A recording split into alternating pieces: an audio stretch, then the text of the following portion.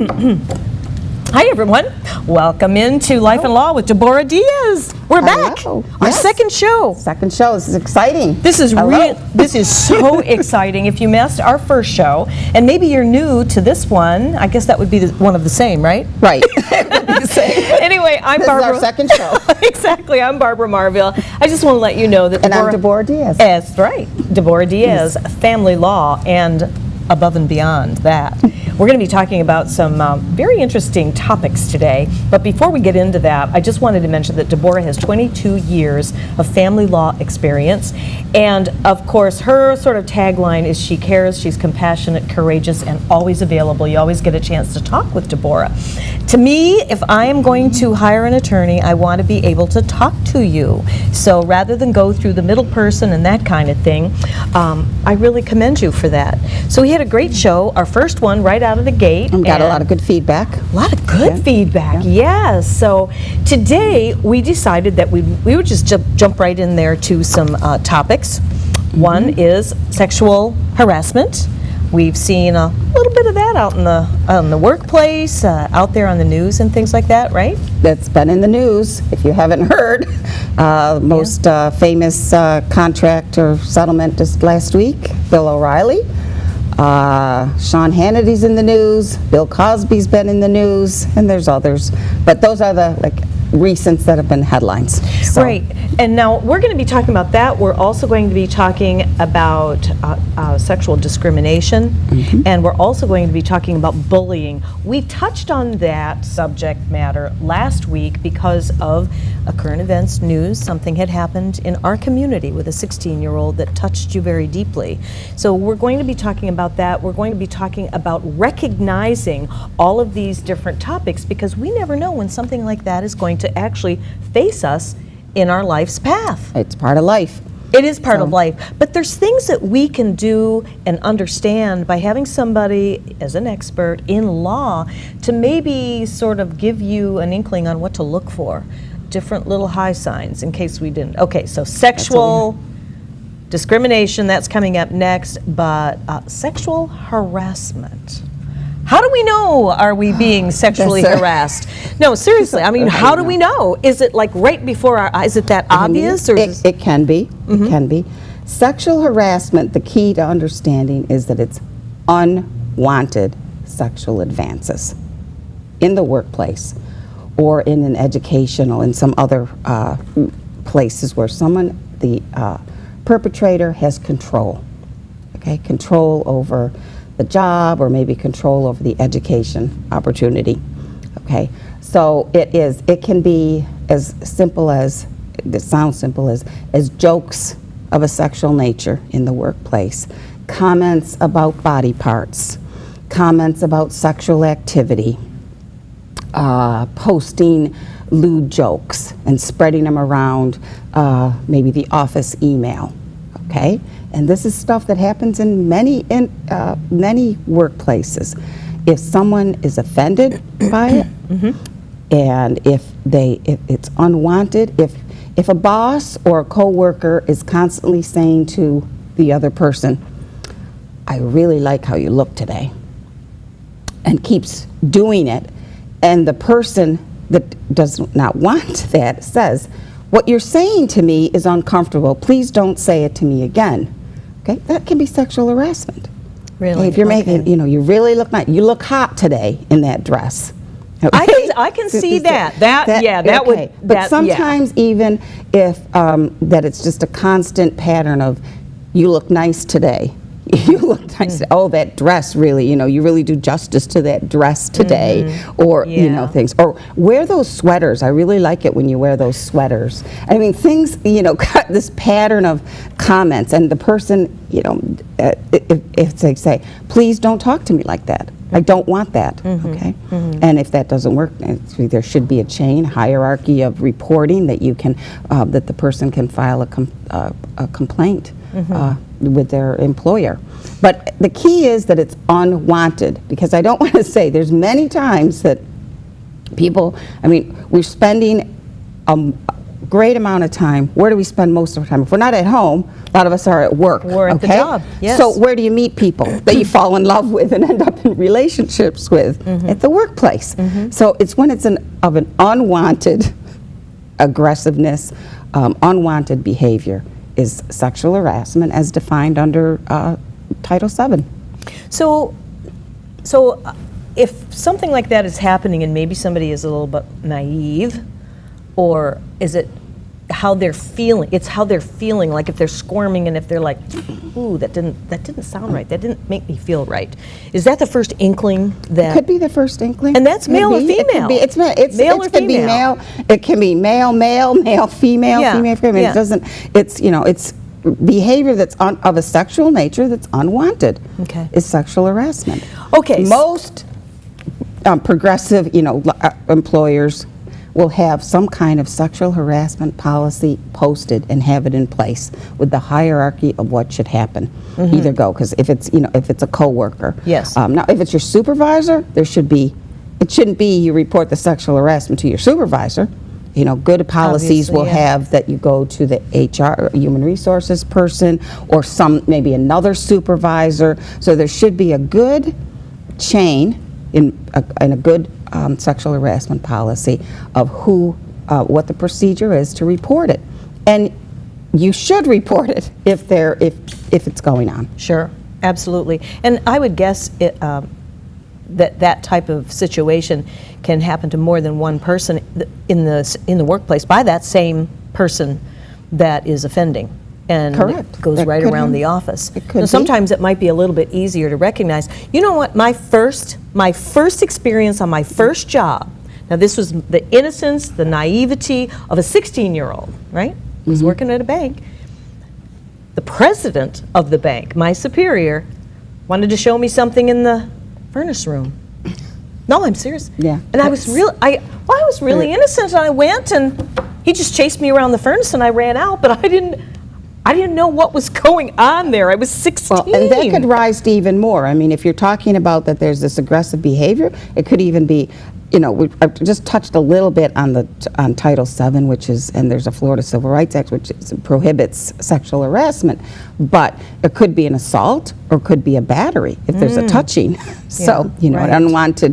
a battery is an unwanted touching. So there's some other tort claims that someone might have as recourse, but the premier, whatever this, Title VII is the enforcement mechanism.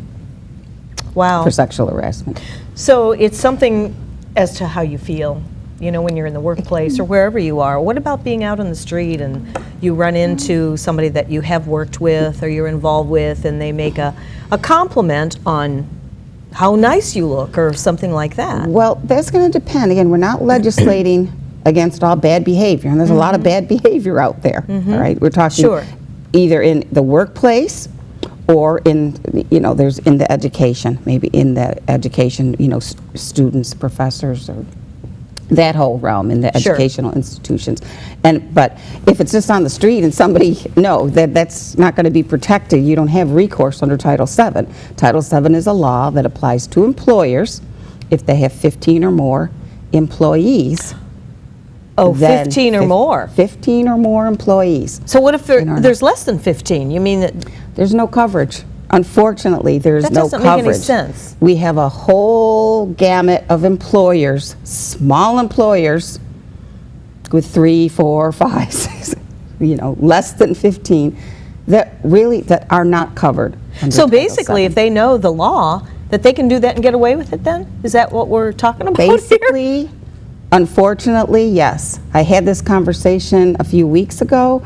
Somebody was asking me about the potential for a case, and this was an employer, about the potential for a case. Sure. And I asked the person, and how many employees do you have?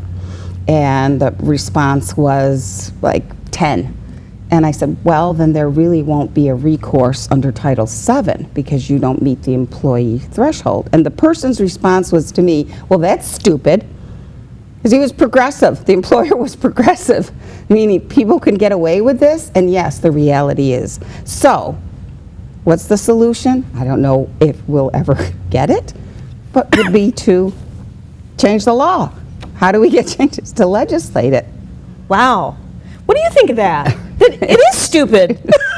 Give us a call. That was one of the that was one of the, the key is I was going to destroy small employers. It's always the small businesses shouldn't comply, but we have a whole sector of employers that Title VII doesn't apply to. I never knew that. I never knew that. I thought if you were regardless of how many people were in a workplace, if somebody is doing something that is wrong, then they're doing something that is wrong. Now, there might be some other, enforcement, some other ways of recourse, as I said, maybe some kind of tort claim, but it's not going to be under Title VII. That's, wow. You're just such a wealth of information here. I'm glad we're talking about this today. And we did want to come sort of right out of the gate and talk about some things that are prevalent out there in the communities, everywhere. It's not just one type of environment, not one type of business or anything like that. It's out there. We only have a couple of minutes before our first break, and then we're going to be talking about sexual discrimination in the next segment. I mean, we have so many topics to carry through with Debora and her knowledge as a very accomplished attorney in the community. If you have questions, feel free to give us a call, because John, our producer and extraordinary producer at that, will let us know, and we'll pass some answers on to you as to what you can share in kind of generalities. And I just want to throw out there, if you are someone that's in a situation that you're being sexually harassed, is to keep a calendar, keep a log, take notes, understand it's better. You need that evidence, and that memories fade. It's not good enough to say this happened 6 weeks ago, whatever. You keep a calendar, a log of specific dates with some specific people that are around to just build the case and understand. That's a good way to wrap this segment up. So document. And employers can be protected by having a sexual harassment policy in place. Because if you have a place, and because one of the defenses is we have a sexual harassment policy in place, and employee X did not use it. He or she did not complain. So it's a defense that the employer can use. So wow, that's powerful. Mm-hmm. That really is. Stick around. We'll be right back with more with Debora Diaz.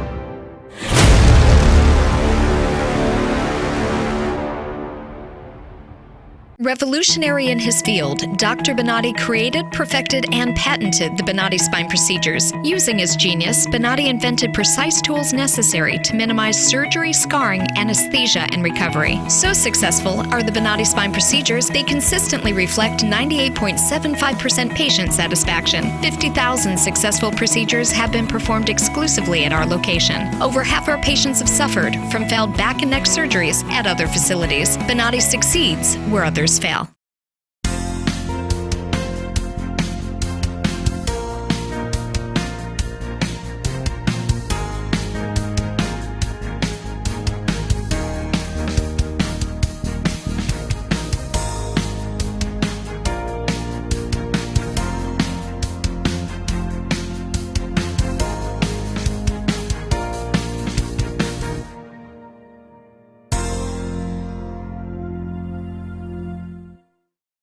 You're covered. We talked during the break, so welcome back in, everyone, to Life and Law with Debora Diaz. Boy, that was a very enlightening first segment. It's a short snippet. There's so much more. Yeah, it's just a short snippet to get people talking and thinking. Yes, just to scratch the surface, right? There's going to be more as you tune in on Thursdays at 4:30. I'm Barbara Marvel. It really is an honor to be working with you. I look so forward to this show because we're able to bring information that so much that I never even knew, and I'm sure many of you never knew. In this segment, what we're going to be talking about is we went from sexual harassment now to sexual discrimination. Okay, so you gave us some tips on how to recognize. I mean, it seems like we should know when we're being sexually harassed, but what about sexual discrimination? How do we know that? How do we even think about that? I mean, as humans, we're very trusting people, so, yeah. Well, it's discrimination in employment or an education opportunity. Okay. Can be sexual discrimination. It's typically a woman, because that's we're against a woman, and it's the basis is because she's a woman that she gets the crappy job, or that she gets a lot less salary, or benefits, and that. So it's discrimination based on a person's gender. Okay, either as I said, either in the employment or in the education. There's been a lot in the news about that. So it's treated differently because of your gender. Okay, one of the cases in the news, to bring it to the forefront, is the women's soccer team. Okay, they play in the World Cup. Okay, I think the last figures were that the women have to win 20 exhibition matches to get $99,000. Okay, the men make over $263,000 for playing the same amount of games. The same amount of games. The same amount of games. The same amount of time. The same amount. The same type of game. This is our, yes, okay. So, and if they don't win any of those, they still get $100,000.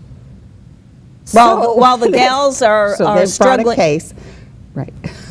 So this is our, I mean, but that's one that's, notorious. It's in the news because they're on television and they're winning games, and they, everyone knows the name Hope Solo, and so that's in the, yes, and it's the same thing in other sports, NBA, women's, and so the differences. I mean, men make more than women in the tennis, and some of the justification used is that the advertisers are paying, they don't get as many sponsors, but that doesn't cover everything, because the women's soccer team brings them a lot of money, and they get a lot of audience on the television for watching this, the World Cup for women. So they have a case that's pending, and this is in the schools. Women coaches have throughout, the basketball coaches, the hockey, and as far as get paid less than the male coaches.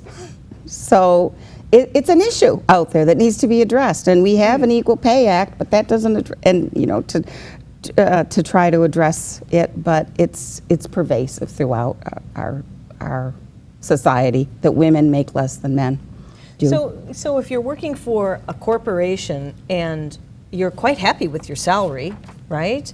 And you're a higher up exec in the company, what constitutes a female employee to dig and see what her colleagues are making? How does gets difficult because a lot of that information is confidential. Exactly. And you can be disloyal. Some employers have that it's a violation of their policies if you're sharing your salary information. Yes. So that becomes difficult. So a lot of times some of this information doesn't come out. There's a slip up or something in the workplace, or someone brings a suit, and then the salary information would become part of the lawsuit, because then you can subpoena records and get records as part of discovery. So then it will come out, and then that might bring in more people to file because of, making less than the same. And again, it's not a clear cut. It doesn't mean exact same. It's equal pay for the exact same job. I mean, with, you got to have, the same experience,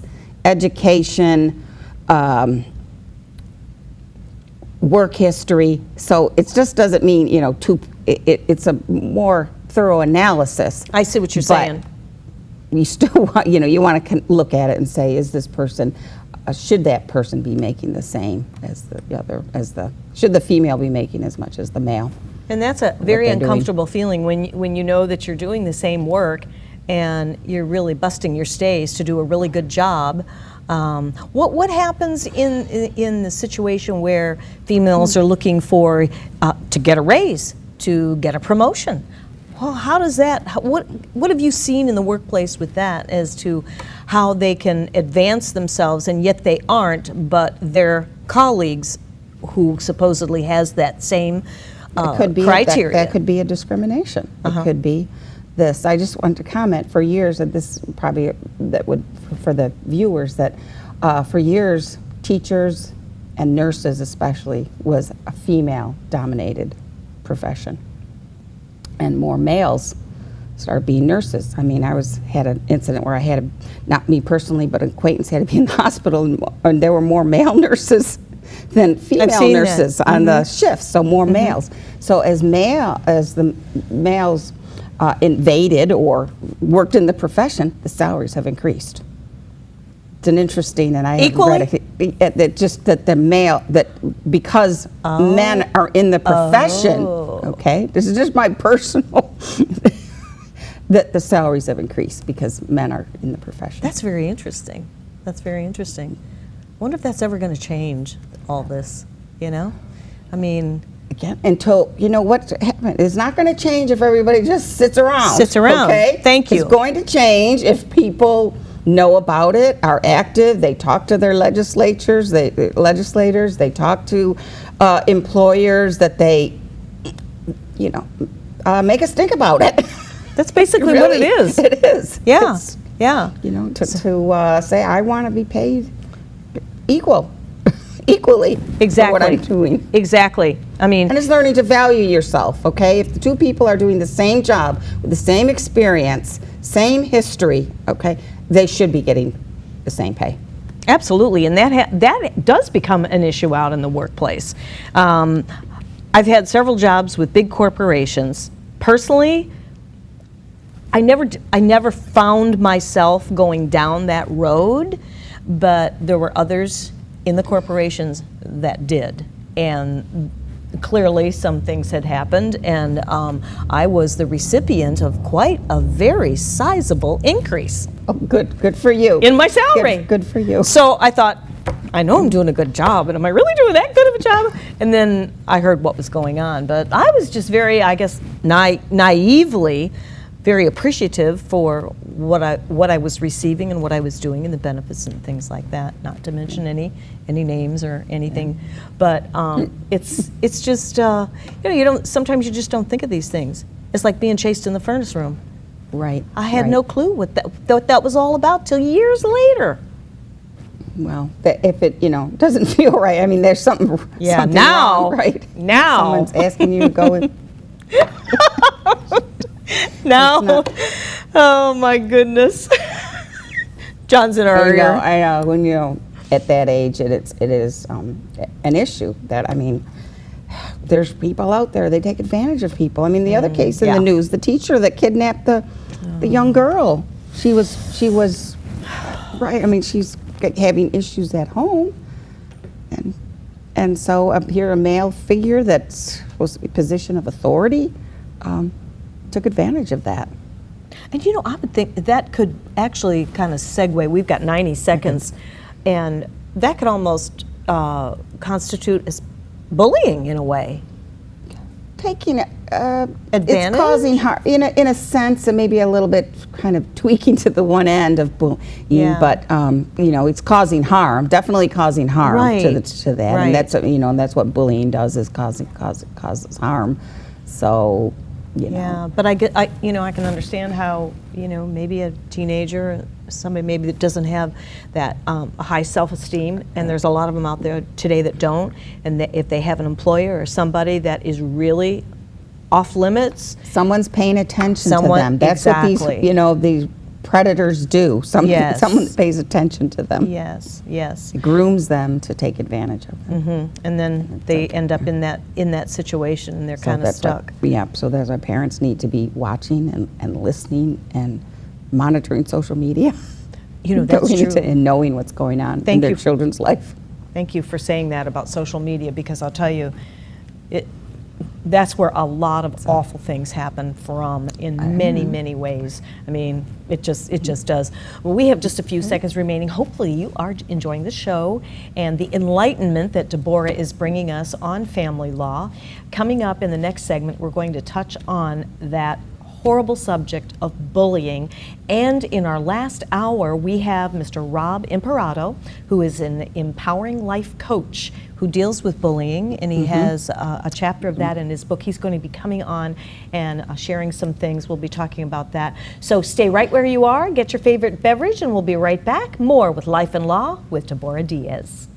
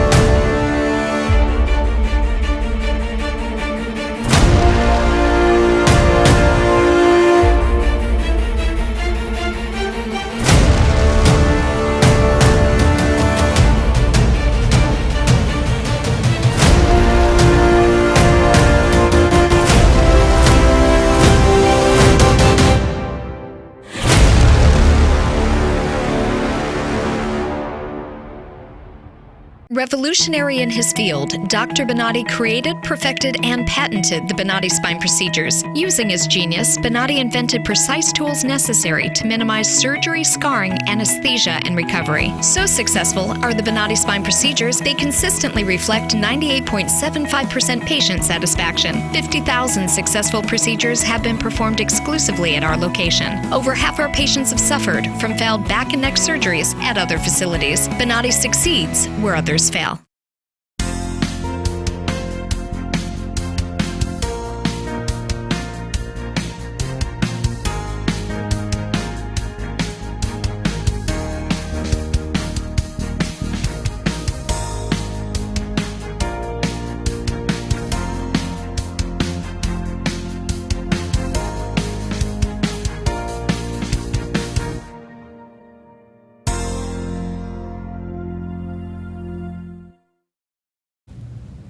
Hi everyone, and welcome into Life and Law with Debora Diaz. I'm Barbara Marville Kelly, and I have the Honorable Debora Diaz. Not honorable. 22 years, absolutely you are, and very well known with an excellent reputation in the community in family law for 22 years. I mean, that's a long time.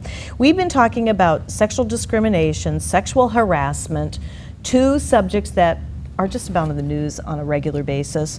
Something that Probably every week. It really is. The other subject matter is bullying, and I can barely even talk about that without having tears in my eyes because it's just very unnecessary. I had quite a conversation with Rob Imparato the other day, the life empowerment coach, and he works with these kids that are being bullied, and he shared some really heartwarming stories with me. I'm glad he's going to be joining us in the last segment. But what has been your experience? Last week, it hit you hard. A child locally took her own life as a result of bullying. And it's because it's been like probably the third incident within just a short period of time where we're reading in the news a child, a teenager is taking their life, and how sad that is that they think that there's no other choice but to take their life because there's bullying around, and there's different forms of bullying. Either it's in the school or somebody's done something posted something on a website or blogging about someone, and it's just it can go viral among their group of contacts or friends, and that's a form of cyber bullying. So most schools have a bullying policy. The state of Florida has a bullying statute, and most states either have some kind of there's no federal statute, but most states either have some type of policy or anti-bullying statute. So there's a good website that I wanted to refer. It's actually the Florida Department of Education that parents can go on and see a really good list of resources, some good background information, read the Florida statute, and read about some tips on what to do if your child is experiencing it, because it is a serious problem. And I think it even gets more pervasive because of this wave of social media. And one of my pet peeves or thinking of saying is that social media is not necessarily social. Exactly. Meaning people are not nice to each other. We see it in other ways. It doesn't necessarily rise to bullying, but when people express their opinions and comments on Facebook or other sources, where people respond in such a hateful, negative way to the comment because they're hidden behind a computer screen and they just type away and push send, and there's like no other thought. No filter. No filter and no thought to the harm. And I'm not sure, maybe they would say that in person, maybe not. So the parents have to be aware of the social media, really know what your children are doing, what they're doing in school, what social media sites they're on. I mean, there's nothing wrong with monitoring, and there's programs for this, computer programs, with monitoring what the children are on. Right, because that could really be a great preventative way of having your child be receiving posts about them and things like that that would drive them, that could drive them to taking their life. In your experience, do you think that, I mean, I would guess parents would probably have some sort of an inkling if they're a proactive parent, because when a child is being bullied, I'm guessing that they're withdrawing, they're going into depression, maybe spending a lot of time in their room, a lot of time on their phone, reading on the web. Yeah, we'll leave Rob, to our expert, to talk about science. I can only talk from what I've read about and understand, and saying that there's got to be they may or may not tell their parents about it. They may not want to be ostracized by saying something, but to be aware how your child is acting. Right. Is there a difference in behavior? Is there a difference in eating habits? Are there things they're no longer doing that they used to enjoy doing? There you go. Kind of just so knowing it really is being involved in your child's life. Knowing it your really child. is Knowing your child. It really is knowing what's going on and stuff. Who are their friends? Be having a conversation. Who are their friends? Who did they hang out with today? What have they done? What did they do after school? And just being an active participant, and not checking out and just leaving it to that they can leaving the social media being the babysitter, exactly, more or less, because I think exactly. that's probably what's happening out there. Limiting the time on social media and everything. I think it too. should be limited. I think it can be addicting. I'm talking about. I think social media can be addicting. Yes, yes. Okay? There's no doubt. There's no doubt about that. Thank goodness I have conscious parenting with my son and his wife, with my little 3-year-old grandson. But he could pick up that iPad or that iPhone and teach me a few things on it. It's really kind of crazy the way it's going today. What about bullying among adults? I think there can be bullying among adults. I mean, there can be a bully in the workplace, and then we'll have to look at a statute to see if there's, because then in the workplace it may rise to sexual harassment. Okay, bullying. So they're kind of they can be, it could be the same. Kind of crossover. It could be they're intertwined. They could be a crossover. The bullying could be yes. I mean, maybe the harasser is trying to give someone attention, and the person's rejected that person, and so then it might be bullying as far as hours of work, the tone of maybe the communication, the tone of emails, maybe getting the worst job there is. So there could be some there overlap of the bullying, like work on Saturday, you don't have a choice, or work getting the the horrible hours. So that could be. I think an argument can be made that it could be crossing into bullying. I mean, it's cruel treatment. Yes. Yes. To someone, bullying, Yes. Cruel treatment. Yes. That is And unnecessary. statements. It's unnecessary. And not being courteous. So that can be as intertwined with sexual harassment. I see. But intersexual harassment, and then you're looking. We have a federal statute. So Exactly. and a state statute too. And so if people, it could be male or female, I'm not, I'm just thinking of, It can be. It doesn't decide.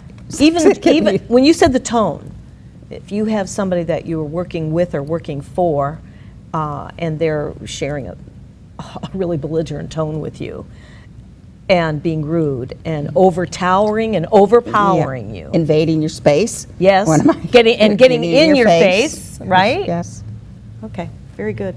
We're going to go ahead and take a quick break because we have Rob waiting, and I can't wait to hear some of his tips. He's a great life empowerment coach. So whether this affects you or not, hopefully it does not, but you may know someone that could be in that position. Stick around. I think it's going to be a wealth of information in addition to what Debora is sharing with you with Life and Law, and we'll be right back after these messages, okay?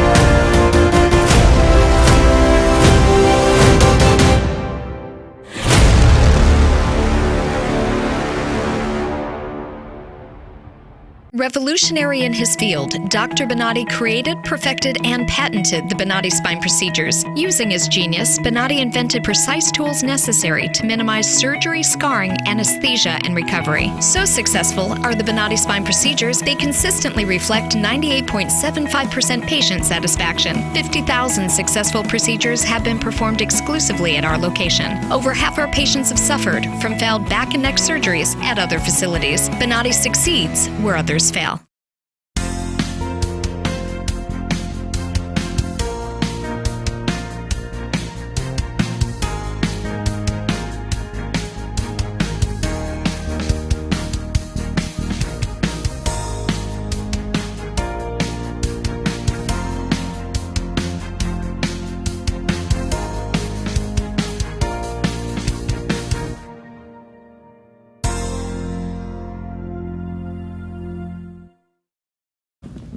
Hi everyone, welcome back into Life and Law with Debora Diaz. I'm Barbara Marville Kelly, and behind me we happen to have Rob Imparato, Life Empowerment Coach. Hi Rob.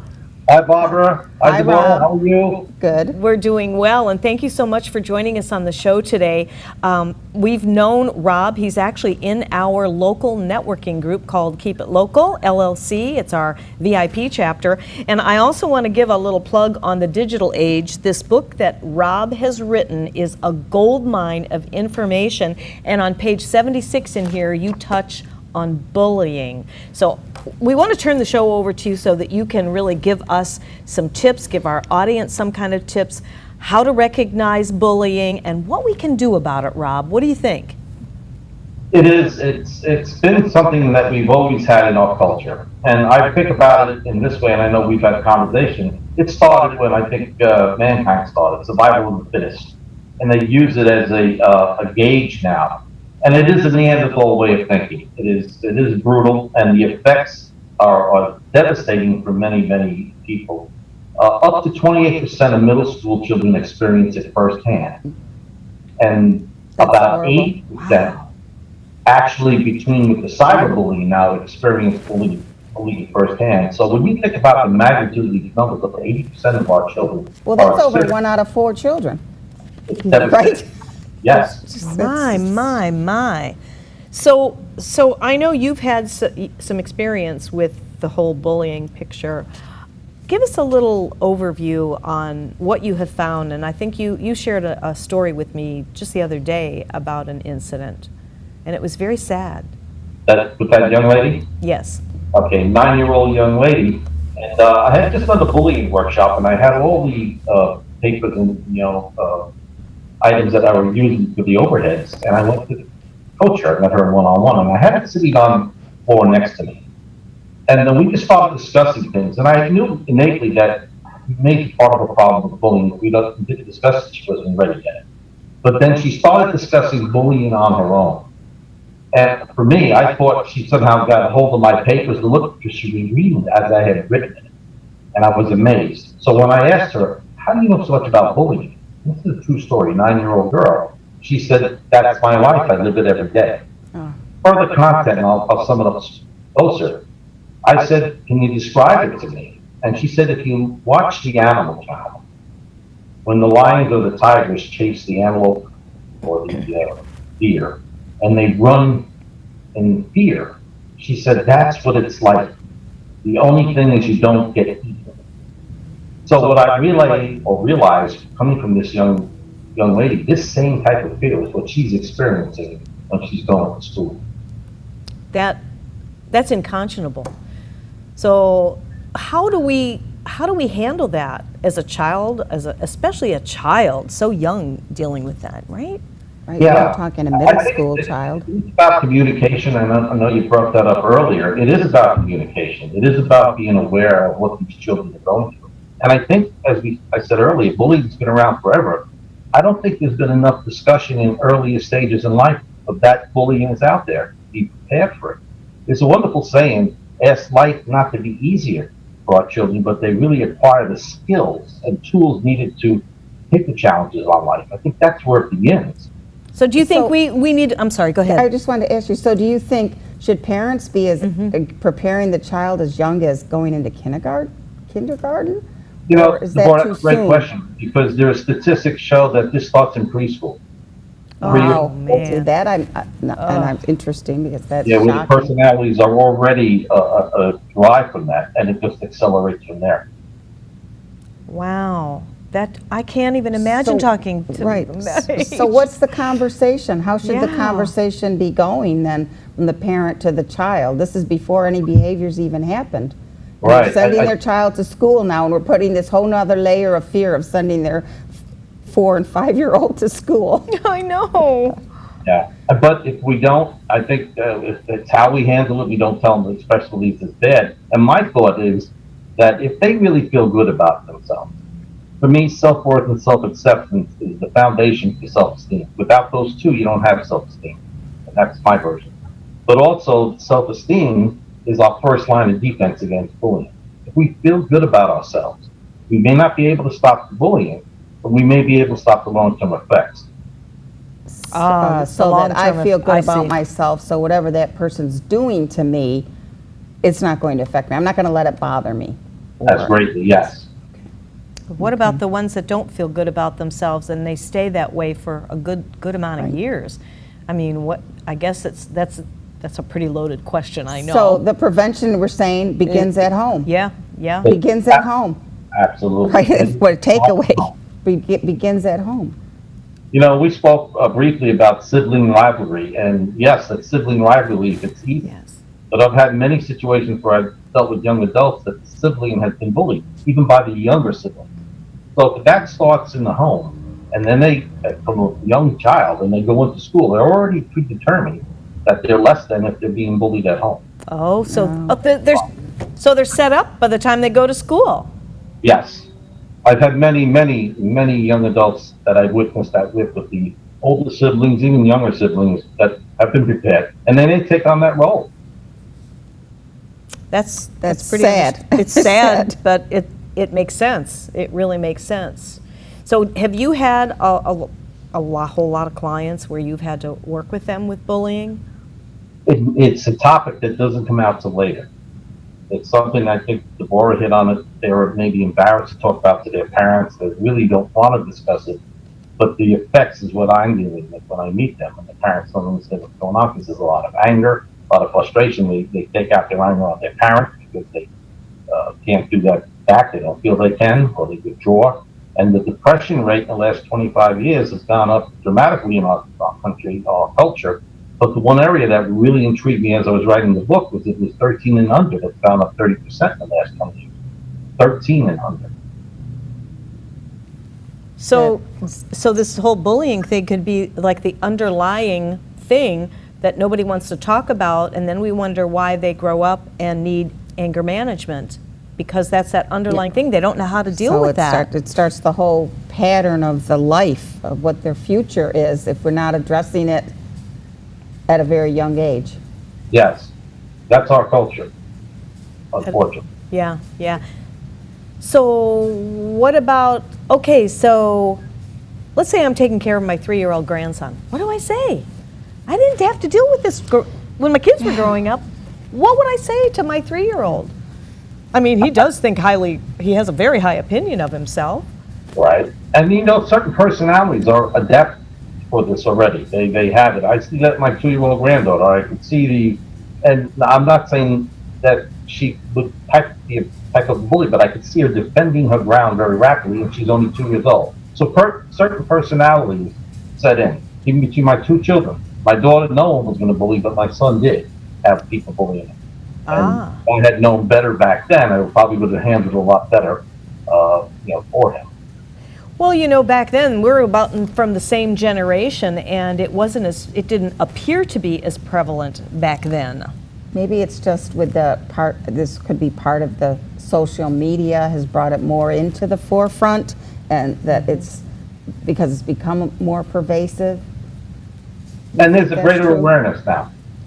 Yes. There is Because of the combination of social media and the news, and it's more people talking about it. I mean, it has to do that you're aware that, that we have to have states that enact, I believe, I'm not sure quite, that all 50 states have some kind of policy or law regarding bullying.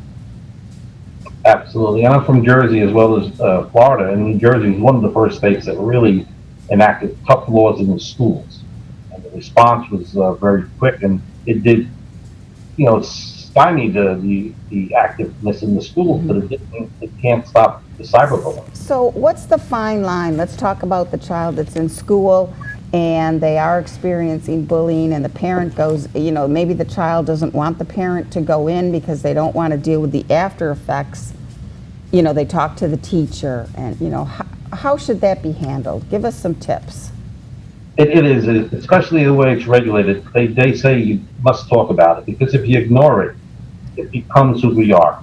I've defined bullying, if I may, as it's the misuse and abuse of the human spirit that diminishes the inner flame, and it changes the way we think about ourselves. So if you think about that, when you talk about authenticity and who we are and who we think we are, there's a dramatic difference for these children. So if we talk about it and get it out in the open, it's like a relief for them.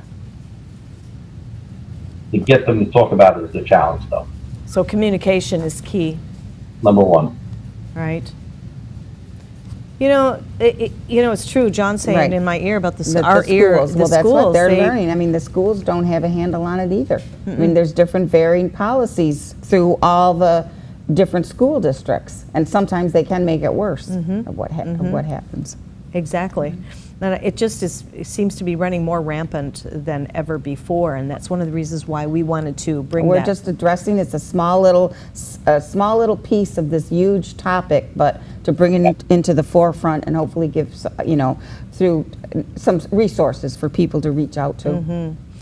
And Rob, you have this book that you wrote, The Digital Age, and I interviewed Rob several times on our chamber show and a few other shows, and when I got a hold of this book, I'm going, really? This is the only book I was aware of, The Digital Age, because it's been driving me insane with our kids and losing their ability to communicate and everything. And no wonder so much of this cyberbullying is going on out there, because like you said, Debora, they hide behind their computer, they hide behind their phone, and they can say anything they want and feel that it's okay. I mean, isn't this a common scenario at home sometimes when you see like this, that's how they're doing? That's it. It is. That's how It they're doing. is. It's just, yes. It truly is.